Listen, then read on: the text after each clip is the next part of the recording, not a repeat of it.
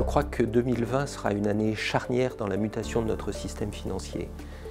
Beaucoup des facteurs dont on observait la montée en puissance ces dernières années vont produire leurs pleins effets en 2020. Ils vont se conjuguer pour restructurer en profondeur notre environnement financier. De quoi s'agit-il? En premier lieu, il y a le niveau très bas des taux d'intérêt. On peut considérer que l'an prochain, tous les placements liquides et sans risque présenteront une rémunération réelle négative. Cela incite naturellement à réorienter les placements vers des placements plus risqués, moins liquides, ou les deux, plus risqués et moins liquides. Tout cela avec une exigence qui est maintenant très forte d'avoir une finance qui finance une croissance économique durable, assurant en particulier la transition énergétique. Par ailleurs, il y a une exigence également très forte d'avoir une finance compréhensible par le plus grand nombre.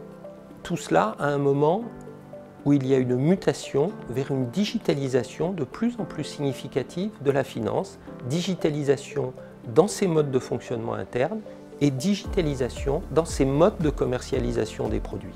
Enfin, l'année 2020 va être l'année de matérialisation effective du Brexit et donc de l'exigence renouvelée d'avoir une approche européenne de la finance et non plus la juxtaposition d'approches nationales.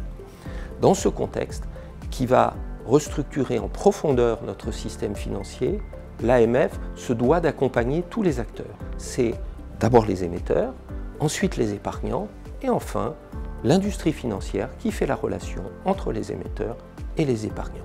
Accompagner les acteurs, cela veut dire quoi? Cela veut dire d'abord préciser la réglementation et la doctrine.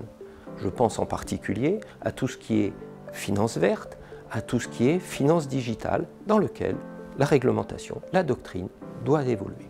En second lieu, il faut assurer l'appropriation de cette réglementation et de cette doctrine par l'ensemble des acteurs, mais tout particulièrement par les épargnants qui doivent comprendre les produits qu'on leur propose.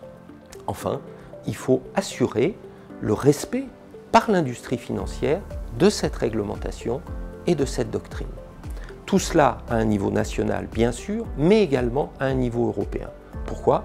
Parce que, à l'évidence, ces trois facteurs, la réglementation, l'appropriation, le respect des règles, tout cela n'a de sens que s'il y a une convergence européenne dans cette approche. Et l'AMF devra donc s'employer avec les autres autorités européennes à assurer la convergence dans ces trois domaines.